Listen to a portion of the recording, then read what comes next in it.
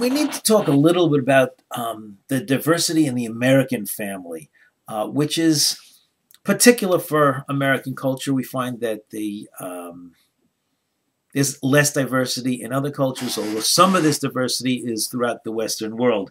Um, Amongst the most common new, although it's not really new, but new being new in the sense of being common, is a single parent family, which has grown greatly in the past few decades. Mostly female-headed families, because today usually it's the mother who gets custody of a child. Number one, and number two, there's also a greater percentage of mothers becoming mothers, having children when they're not married.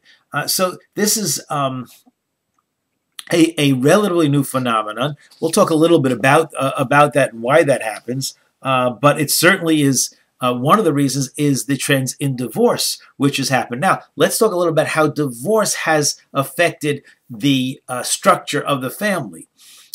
Divorce itself started to rise mostly in the 20th century. It happened along with the increasing ability of a woman to have a job outside the home. With having a job outside of the home, they became, at least from the conflict perspective, one would say that they had more power, more resources, more access to resources, and then there would be more conflict between the traditional breadwinner, we haven't discussed yet, but that would be the husband, and the new breadwinner. Now, this became the women were employed outside the home greatly after during World War II, but when there was more and more conflict, more and more women going outside, so the whole feminist movement became a major force in society, particularly in the 60s after the publication of Betty Friedan's The Feminist Mystique.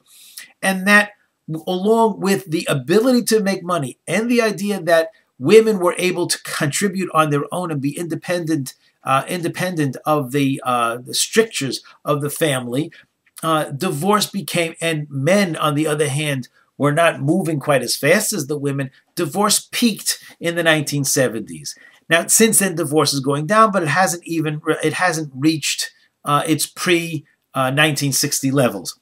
So that divorce itself has changed greatly, especially with the idea of a no-fault divorce, where people can't divorce. They can get divorced just because they don't want to be living together. You don't need somebody to be guilty of something in order to get divorced. So that increased the likelihood of single parenting to a great degree. Now, one of those factors that if those 1970s, the children were growing up with a lot of divorced families and a lot of divorced parents, what do you think that would happen? How would that affect the idea of getting married to the children of those divorced families, which are now of marriageable age or older, in a sense? Many of those people are now pushing off marriage for all sorts of reasons. They postponing marriage until they feel that they're ready, until they're feel economically or emotionally ready. They want to do a better job than their parents. So you find that single parenting is is an option if you don't want to get married, an option when you're divorced, and and also the idea that to postpone marriage is also becoming more and more popular. Now, the problem is that marriage helps us. For instance, one of the functions, when we looked at the functional perspective, was that marriage is a means of regulating sexual behavior. And if you were only to have sexual behavior only within a marriage and you're not getting married, that makes for some sort of difficulties for many people.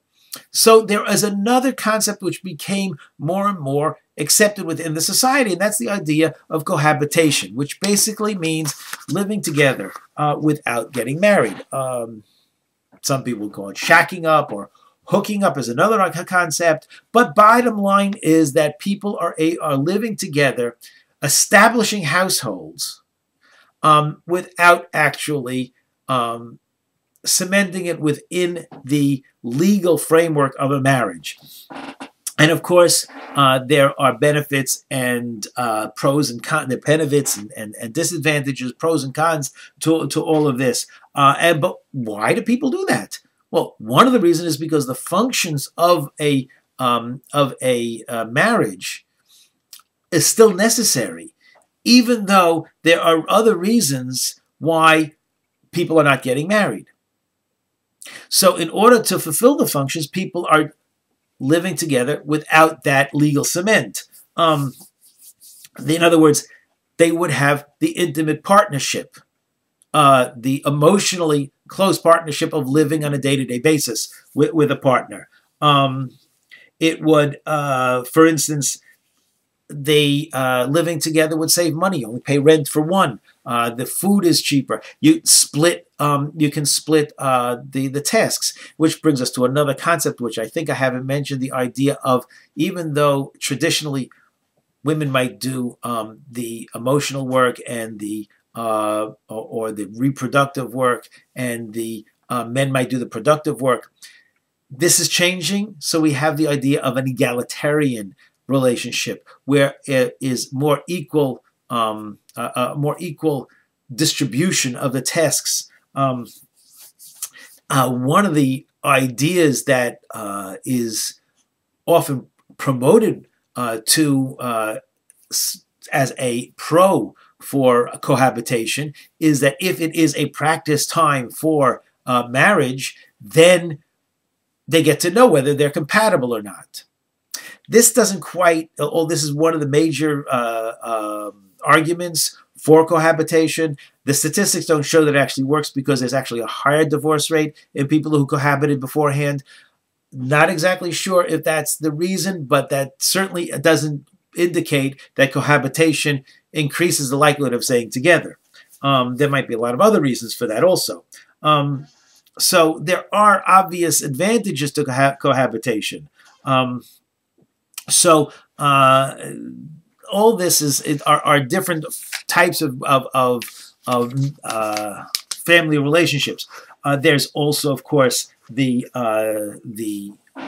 gay and lesbian marriages, which are becoming more and more legalized in many states.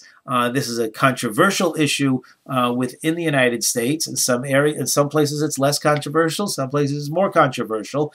There's no controversy about the existence of homosexuality. Of course, as 3% of any population will have that sort of orientation. We talked about in another chapter another week, but that is also with that becomes the questions of whether or not there are advantages or disadvantages on child rearing, when you have two same-sex parents.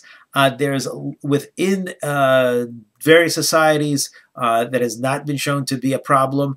In all likelihood, it's probably dependent on the culture and how much is accepted within the culture.